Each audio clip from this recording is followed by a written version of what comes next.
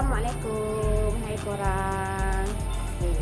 So hari ni Kak K akan bawa korang kita kayuh ke makam Tok Janggut yang terletak di kampung dekat dengan Pasir Pekan. Okay.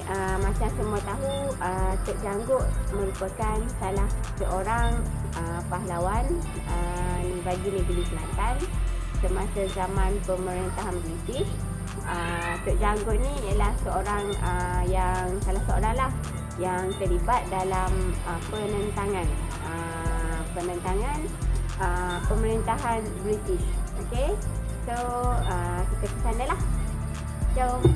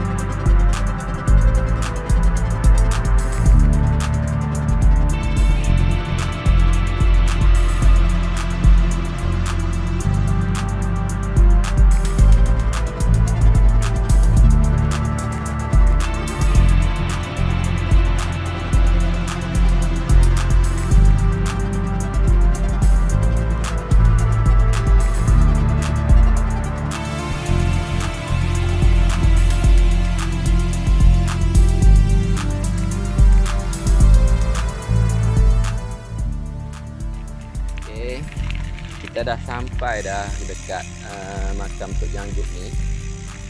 Korang boleh tengok dah. Inilah dia. Makam Tok Janggut. Tu.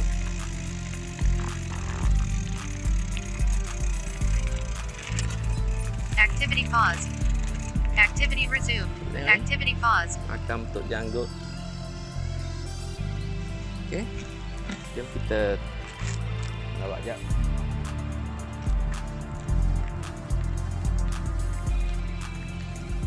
Okey korang, sekarang ni kita dah sampai dekat makam Tok Janggut. Okey, makam Tok Janggut ni dia terletak di Pasir Pekan Hilir. Okey, Pasir Pekan Hilir. Sedikit sejarah mengenai Tok Janggut. Okey, Tok Janggut ni nama asalnya ialah Haji Hassan bin Panglima Makmunah. Okey, so lebih dikenali sebagai Tok Janggut lah. Okey.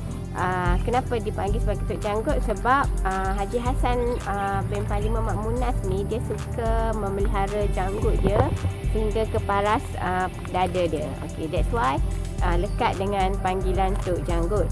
Okay, Tok Janggut ni sebenarnya dilahirkan pada tahun 1853 dan berasal dari Kampung Jeram, Pasir Putih, Kelantan. Okay, so beliau merupakan seorang penentang penjajahan British yang terbunuh semasa menentang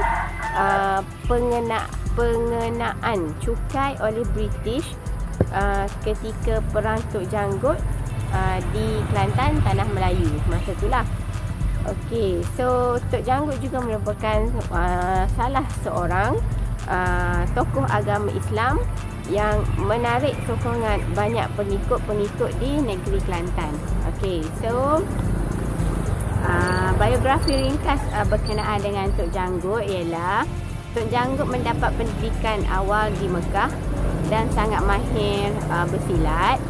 Okey, Tok Janggut dikatakan ada pertalian dengan Sultan Muhammad ke-5 yang mana bonda baginda ialah adik beradik ayah atau ibu Tok Janggut. Alright.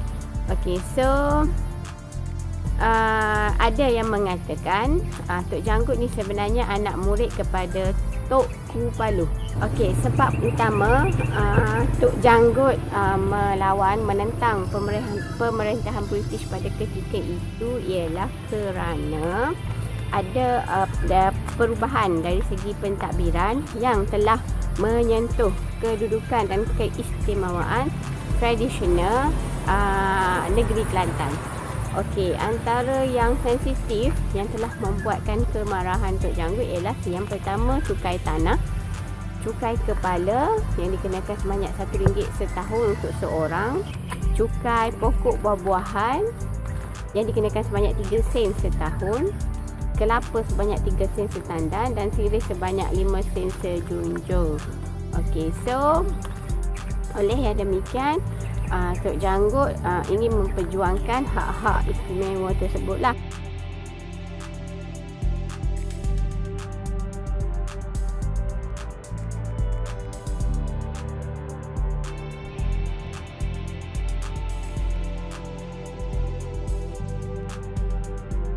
Okay, so kalau korang datang dekat makam Tok Janggut ni, sedikit summary sejarah berkenaan kisah Tok Janggut ni ada tertulis dekat sini lah.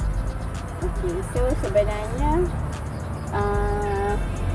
Tok Janggut masa dia ingin menentang tu, menentang British tu, dia mendapat sokongan dari Engku Besar Jeram. Okay, so that's why dia ada dapat dapat membentuk satu kumpulan untuk menentang British lah. So untuk korang nak tahu history pasal Tok Janggut ni dengan lebih detail, korang boleh pergi cari dekat encyclopedia. Dekat situ ada menceritakan tentang perjuangan Tok Janggut. Kak K pun dapatkan info daripada encyclopedia dekat sana. Alright.